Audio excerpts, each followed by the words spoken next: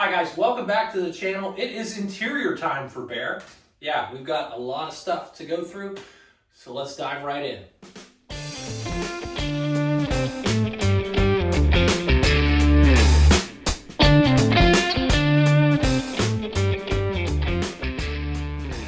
So laid out on the floor are Bear's plastics. We have kick panels going up to A pillars, comes back to B pillars, to C pillars, back of the car there, you get it. I did it this way so I can see what's missing, what's not. We're complete, although in pretty bad shape.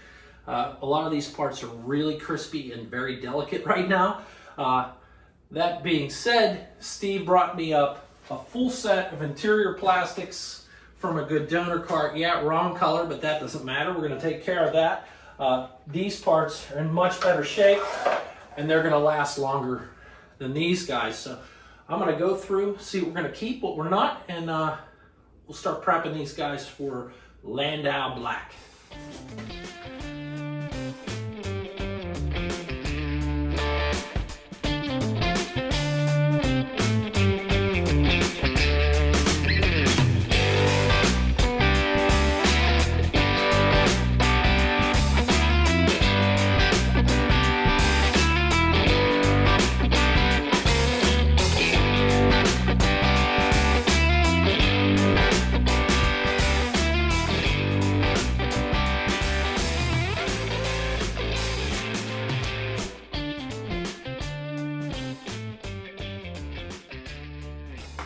All right, I've got the best of the best picked out, and just a couple things I wanted to touch on before we get to scrubbing. All these interior parts will have the part number listed on the back. Now, that's great and all, but the other thing, it will have an R or an L for right hand or left hand. In case you get a little confused when you're laying things out, you know where they go. Now, seatbelt bezels. It's up in the ceiling, you're pulling the seatbelt down, you're in the driver's seat, click. You've got a piece of trim goes around that seatbelt assembly. And if you have a coupe, a two-door, you will have a piece that looks like this. See this little indentation here? That is actually for a coat hook. Now, if you have a four-door, your part's going to be nice and smooth. There will be no indentation, and the reason being is because, you know, the car is longer, and where your coat hook will go will be on this piece. See, we got this little guy here. Coat hook goes right there. This is the passenger side, so imagine this like so. Yeah, just thought I'd throw that out there. I never realized until just now as I was going through these pieces, but you know, if you're not really giving a crap, nobody's going to see it anyways. If you want to be 100%, there you go. Okay, elbow grease time, guys. Free commercial for the millionaires. Simple Green. It's my favorite product for the heavy dirt. And then the spray away glass cleaner. Again, alcohol based. When we get to this part, I'll be handling the parts with gloves so we don't put any oils from our hands on it anymore. It's just really a good prep for the paint. The Landau Black SEM color coat Landau Black 15013. This is the stuff.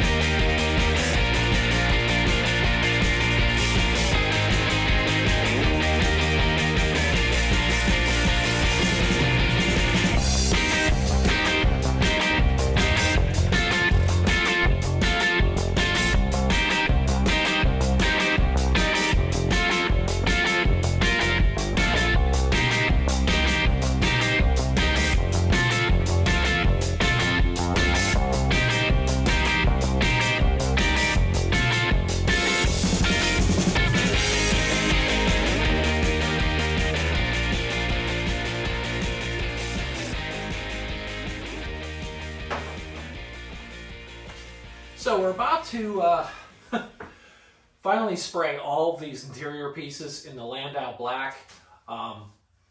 Everything's been cleaned with Simple Green and then gone over again with the spray away alcohol-based glass cleaner. And I need to put some gloves on real quick. We'll start spraying things, hanging them up. I kind of do the first coat in a misty spray, kind of let it get tacky. I let it set for about 3 or 4 minutes, and I come back and do a final coat. And then if it needs another coat, I'll do it again. But usually the 2-coat method works. We have a couple metal pieces. This one here, this one here. Those are at the front and rear of the headliner. They're actual metal, they're not plastic. And what I'm going to use on those is low gloss black. This is stuff I have left over from rebuilding the engine. This stuff's it's pretty close to the Landau Black finish, so you're not gonna notice. And again, it's up high, so your eyes aren't gonna, oh look, that black's different than that black. No, it's not gonna happen. So let's get going.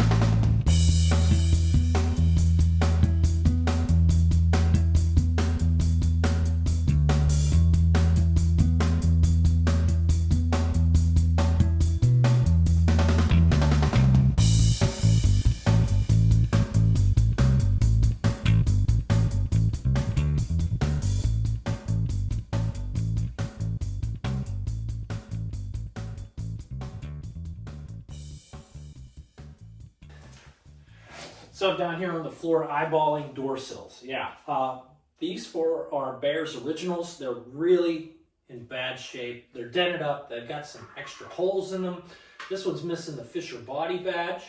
Then Steve gave me a couple other sets to mix and match. I think I figured out that this set is what we're going to use. These ones are okay, but these are the best. So let's clean these up. Let's toss those, and we'll save these for future projects. So it's kind of cringy, but these are used, so I just went ahead with a Brillo pad and cleaned them up that way. They look pretty good. So I got to pick my battles at this point, guys. I'm sure I could get these better with maybe some quadruple steel wool and stuff like that, but we got to keep rolling here. We're running out of time this year, believe it or not. It's only February, but I got to get this car done. So we'll keep on scrubbing here and see what we got when I'm all done.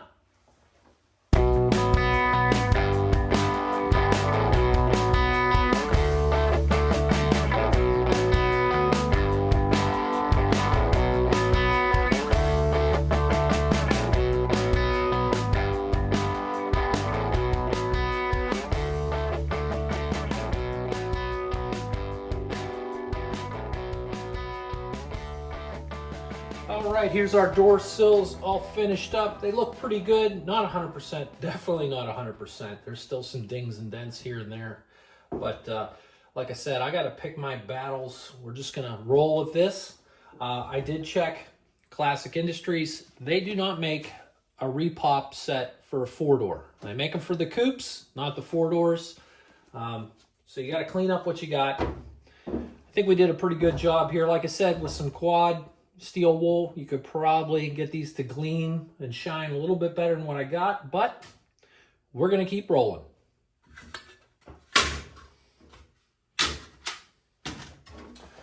So let's talk sun visors.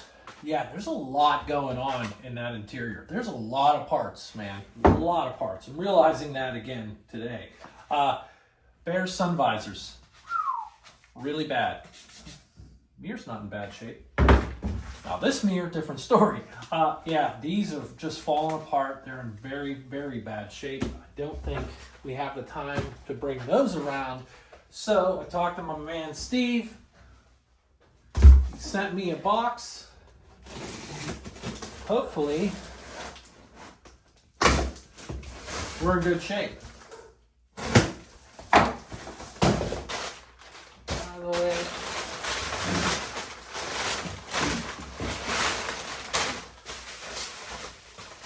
One thing about Steve, he never skimps on packing. If you ever buy anything from him on eBay, expect this treatment as well.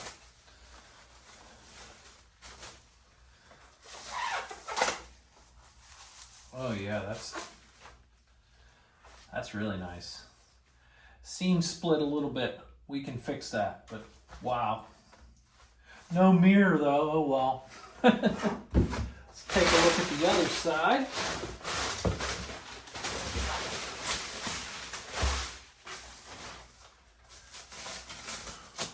Again, triple wrapped for your protection.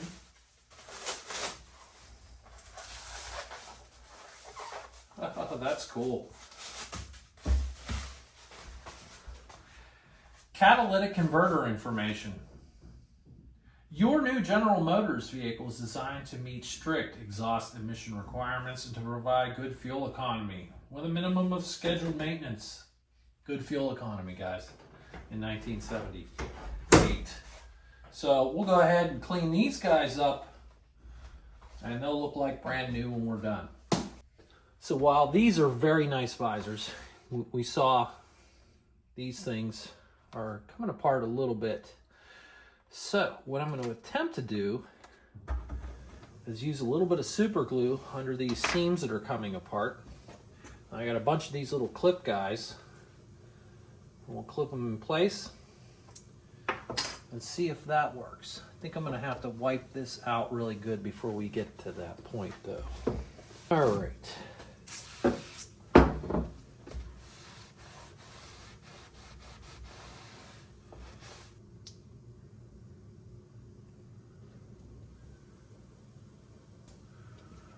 Let's go on the other side.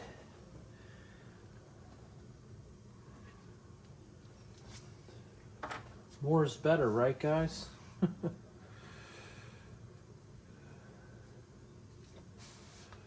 right, got a bunch of these clippy things, so let's hope this works.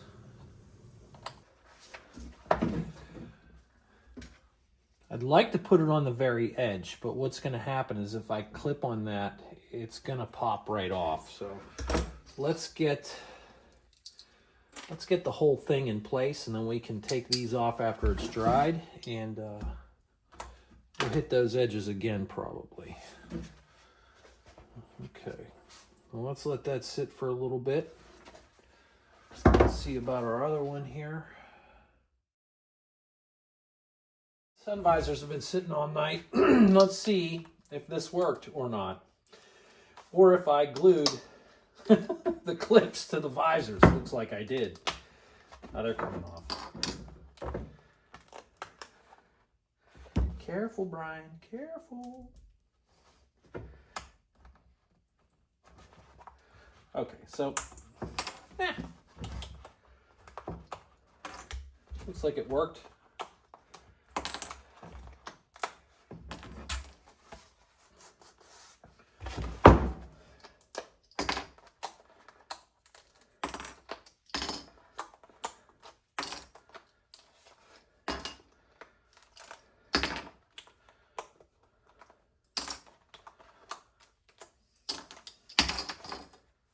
Okay, that looks like crap, but don't worry about it. We're going to take a little bit of parts cleaner. We're going to wipe off the excess glue, and we'll shoot these in some Landau black, and they're going to look just fine.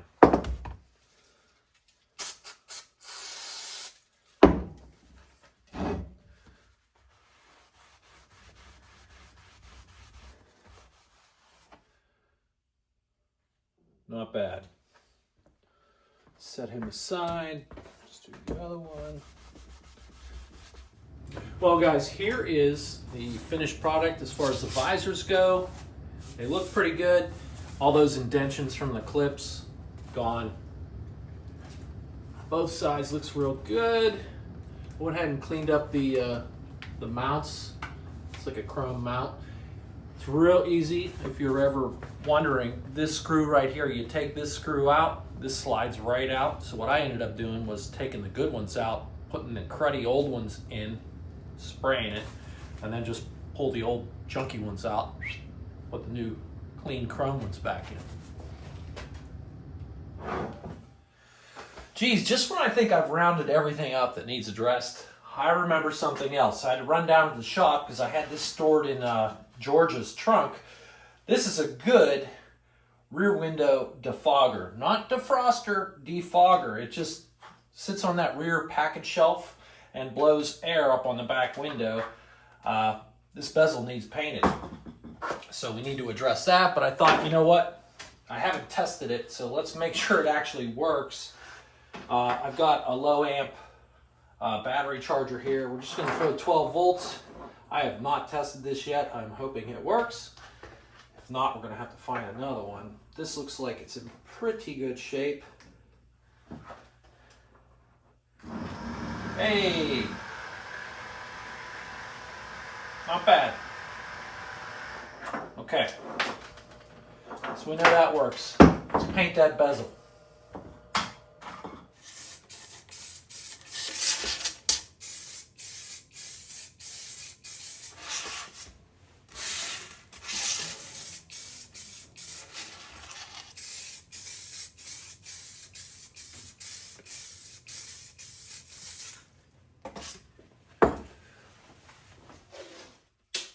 So I'm taping off these seatbelt buckles, these metal pieces. They're quite faded. They just need to be brightened up a little bit. Nothing gets passed over, guys. We're addressing every little thing we can. If you want to see an episode on dyeing seatbelts, I did that just recently here to these guys. Check that out. It'll be on the home page there at Three Rivers Wrench. If you want to check it out. Otherwise, we'll just kind of skip over that part in this episode. I'm just, like I said, just going to darken up these buckles, just because.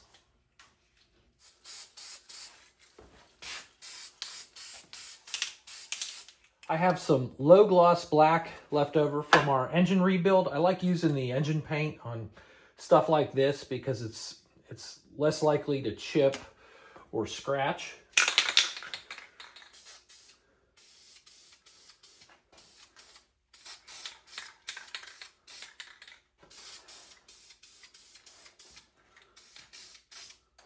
Here's the finished product. Took the tape off. Looks good. That's going to be pretty durable because it is engine paint. So we'll set these aside and keep on trucking. So one of the other things that Steve sent me was a very nice cluster bezel. Just one small crack right there, but nobody's going to see that. I think we'll put a little super glue on that. Terrific piece. You know what's kind of cool about this? You can see when they painted this guy in the factory in 1970, whatever, there are actual fingerprints here from when it was wet. Somebody grabbed it like so off the assembly line and moved it somewhere else to dry, possibly. Just thought that was kind of neat. We'll leave those there. I've taken a photo so we know where all these silver lines, these beauty lines are. We'll duplicate that once we're all shot in the black and it's dry. Yeah, I've already cleaned this guy off, so it's ready to shoot.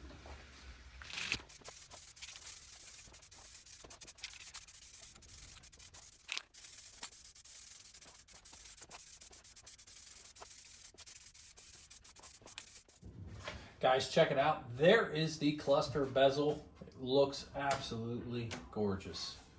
That paint, I have nothing bad to say about Landau Black from SEM. Great stuff. So, what's missing besides all the switches and the radio and ductwork or vents, whatever? Yeah, the chrome accents that go around the perimeter here, around some of the switches. Well, we're going to rectify that. I bought this 3-pen chrome marker set from Amazon. And I kid you not, it was like 10 bucks. There are 3 different size pens in here, kind of a large, medium, and a fine tip. We're going to attempt to replicate that chrome stripe on this guy. What's good is I have this old one, so I can kind of practice on this one first and then see how it looks and screw up if I, which is going to happen, until I fine tune myself on how to use these, and then we'll hit that guy. Kind of funny, here's what's left of Bear's instrument cluster bezel. I've got 3 switches here I'm going to remove real quick, real easy, you know, just some screws. But I thought I'd show you guys, if you've never taken a headlamp switch out of the cluster, I'll show you how to do that. So let me take these other pieces off real quick, and we'll show you how to do that. Okay, so we have this headlight switch here. And how do you take this thing apart? Well, it's pretty simple, actually. Maybe not so easy when this thing is in the car, but on the back side of this, if you look real close, there's a little spring-loaded push button guy here, right? So what you do is you just push that in, and at the same time, pull the switch out. So let me zoom in. Sometimes these guys are a little sticky. We're going to press that in. Going to pull that switch right out like that. Now what you have is this retainer. It has 2 slotted ends. The best way I've found to do this is just get some snap ring pliers. Now they don't fit perfectly in there, but you can loosen that guy. And once you kind of crack it loose, you can spin it out by hand. This one's pretty corroded.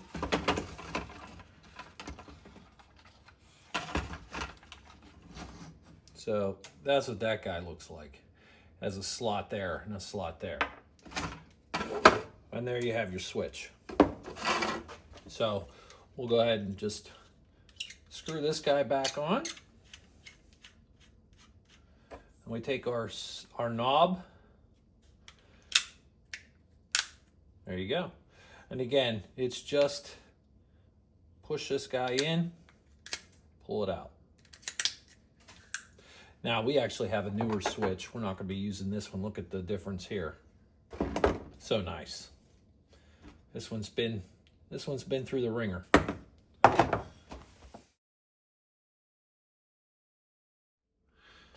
All right, as you can see, we have large, medium, small. I just want to give you a close-up shot of the tips before I use them. I haven't got the paint out to the end of the pens yet, but that's what they look like dry. Not too bad. Hopefully these work. Okay, we're going to do a show and tell real quick. Here's a old vent we're not going to use. Just have this for demonstration purposes. And we're going to draw on the side of this thing that even if I were to use it, nobody would see. So we've got the large tip in the chrome.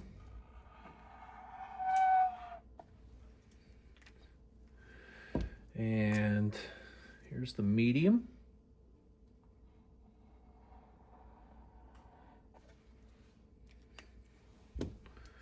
And here's the fine tip.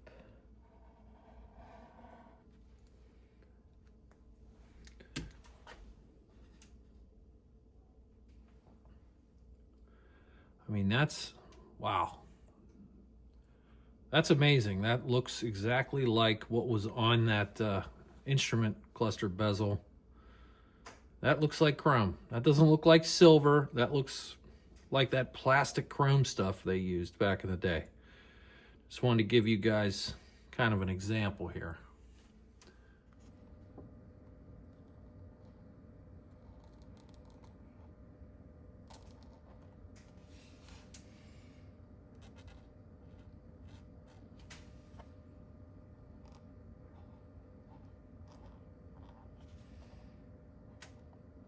Wow, is that nice?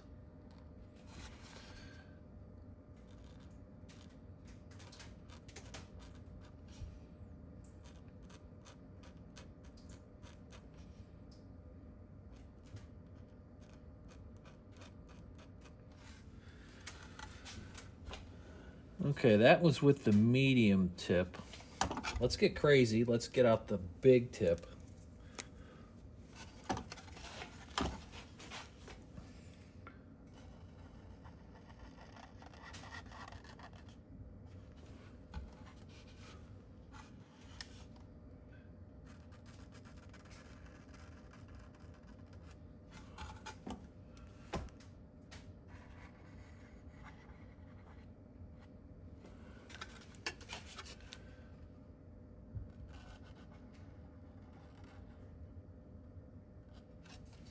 Okay, not bad.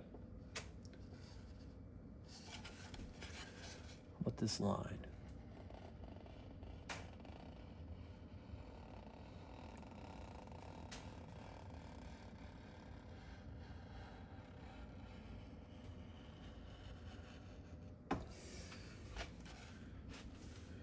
Wow. Just to say we did it, let's try the fine tip.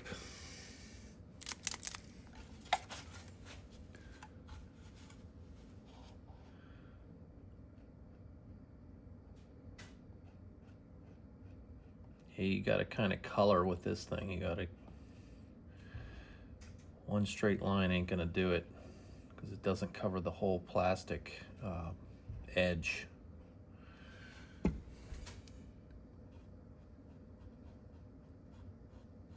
But if I was doing this where it says lights, which is actually white, it's not silver, but I mean, yeah, they're gonna get us at Pebble Beach on this for that not being white. That works pretty good. I like it. Now, I am certain that I'm not the first guy to use this chrome paint pen to do this job.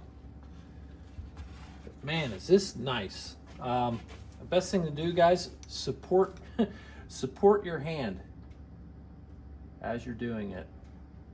Kind of reminds me of when I was learning how to weld. Always, support that hand. I've never been very good at freehanding anything. This is working out very, very nice.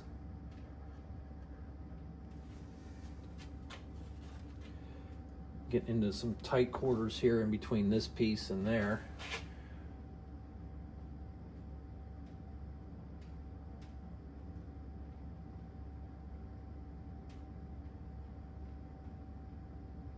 I'm also holding my breath as I do this. Come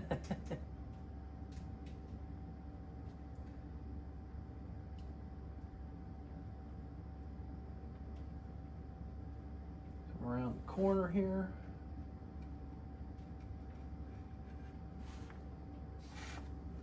Now, if it looks a little thin in an area, I can go back after this dries and thicken it up. It's the removing the silver that's a little bit of a problem if I screw up.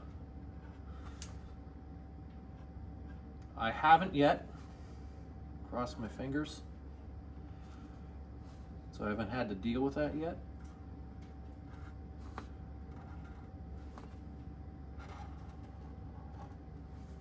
Not bad.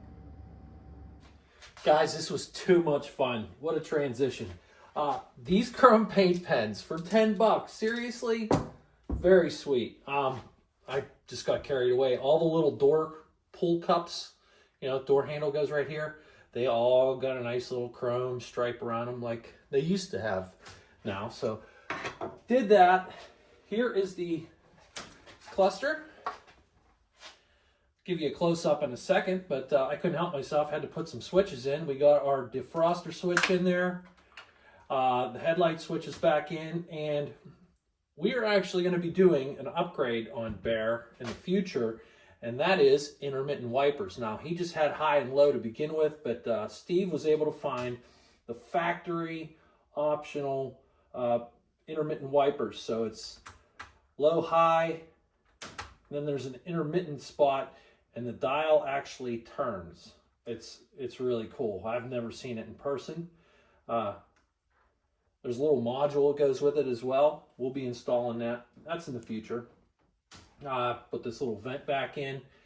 And these paint pens are chrome. It's like legit chrome. I took this old vent that we're not using and I just kind of painted a small section. I'll give you a close-up in a second just to see the difference.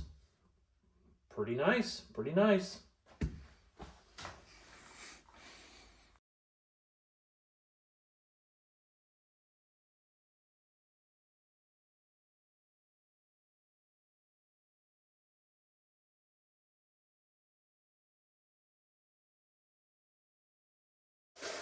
All right, we're moving on to the door panels now. Guys, before I get to cleaning and painting this thing, I want to address a couple things first before we get there. And one of them being the window sweeper at the top of the door. That's the rubber piece here. There's a piece on the door panel, and then there's a piece on the steel door shell as well. You get it. The window goes up in between the two pieces of rubber. That's why they call it a sweeper. It keeps the water out, things like that. These ones, now this one in particular doesn't look too bad, but the other ones, yeah, they're pretty bad. We have new ones. Now, they look like that. So this is eventually going to replace this old one. What we need to do is get this old one off. These are held in by steel staples. I got 1, 2, 3, 4, 5, 6 staples here. What we're going to do is go under here with a small screwdriver. We're going to bend the staple legs straight, and then we're going to pry this guy off. It's not too bad. It's a little tedious, but I'll show you how I do it. Now, here is our window sweeper, and the staples go through this way. We're going to straighten the legs on the back side here, and then we're going to pry out, and that'll take this guy off.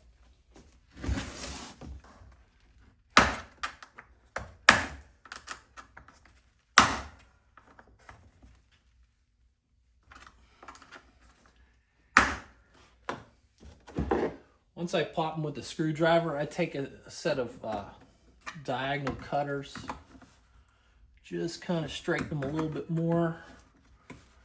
I guess if you wanted to, probably another way to do this is once you straighten them, just cut the legs off. That'll work just the same. All right. So I've gone through and I've straightened all the staple legs best I can. We're just going to take a screwdriver here. We're going to pry upwards, get in between the window sweeper and the door panel fabric. You don't want to pull that fabric up.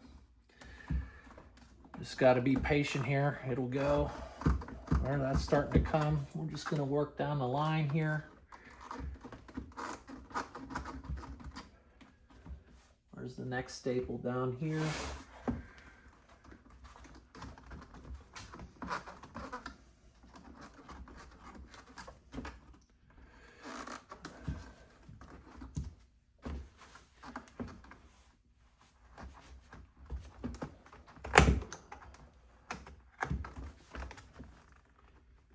Being careful not to rip our vinyl.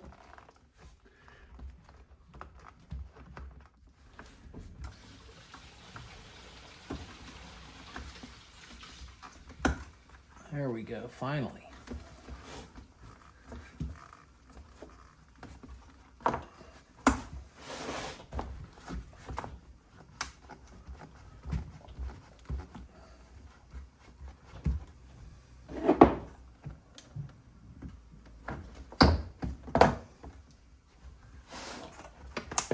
There we go. And we're off. To the trash can it goes. And the other thing I'm going to remove will be the door lock knob bezel. Just bend these little tabs here.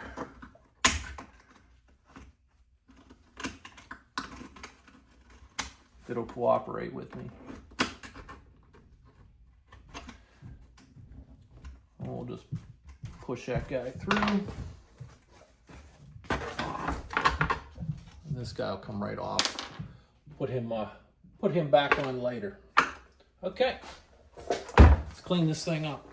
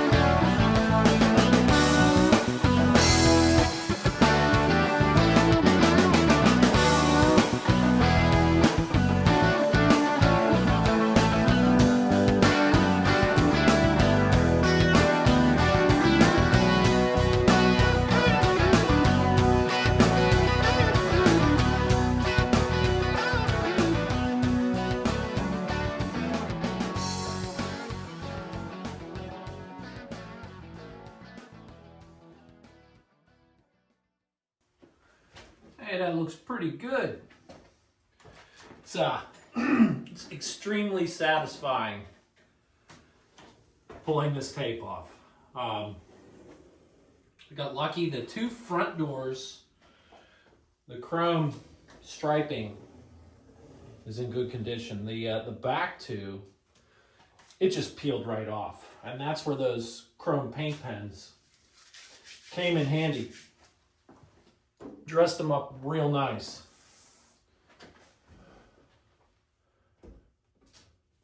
So I just got one more door to do. Oh, I want to mention, yeah, I duct taped the back of the panels, and that was because the cardboard is just, it's falling apart a little bit. It's getting real flaky and stuff. So I thought, hey, I got some duct tape laying around. Let's just coat it in that. Gives it a little bit more durability, and maybe not waterproof, but it's certainly going to help. I mean, we are going to have the plastic air dam on the door itself, but this will add a little bit of added protection. Now we just need to add the window sweepers at the top of these doors.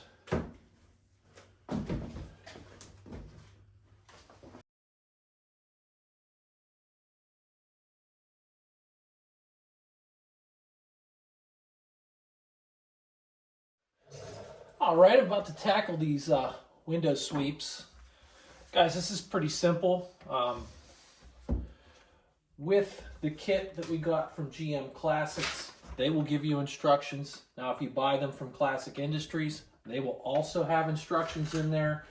It comes with a little bag of hardware, screws, and the only thing you're really going to need to do is just maybe get a clamp or a set of vice grips. And I like to take a very small drill bit so I can drill little pilot holes for those screws. On the sweeper itself, they already have some holes drilled for you.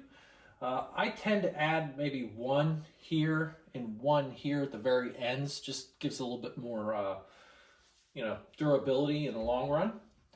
But all you got to do is line this thing up with your door panel. Let me get this stuff out of the way. Where you want it. And you can kind of see an indentation where the old one was. So if I line that up and I come down here, yep, these things are made perfectly.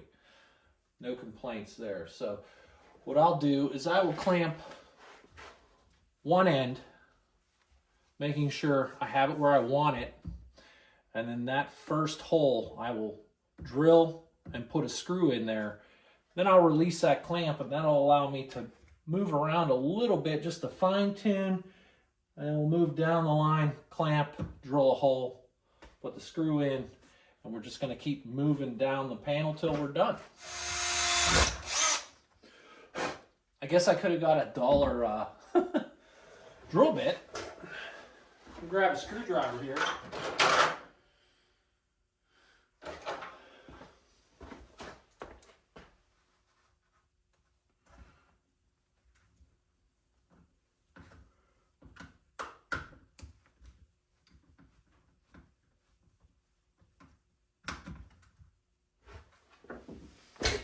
Okay, now we can unclamp. Yeah, that looks really nice. Okay, what we're gonna do, just kind of line this guy up.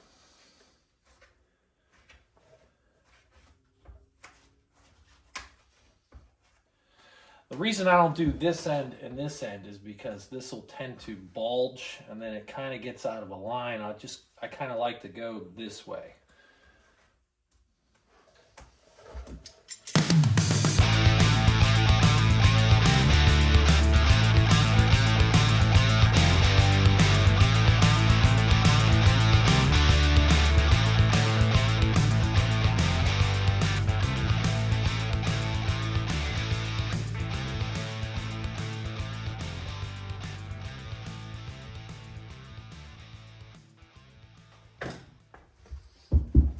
There you go, guys.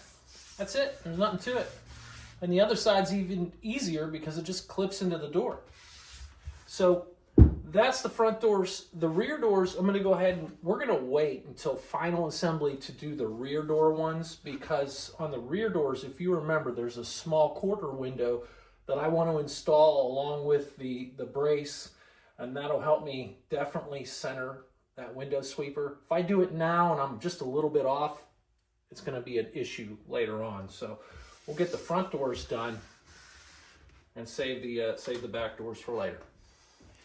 And finally, bringing out the rear, folks, is some ductwork. Yes, this is stuff nobody's going to see, but you can't ignore it. You got to clean it up. You got to freshen it up with a little bit of Landau black.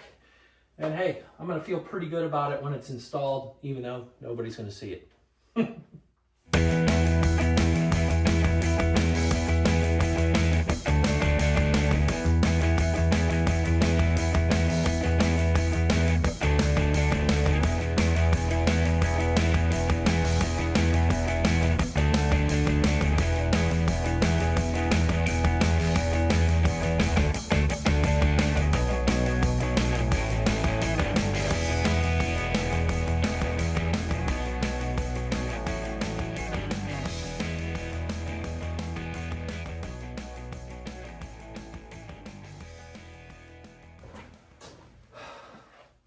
Well, there you go. That's about everything in the interior that needs dealt with the exception of a couple things.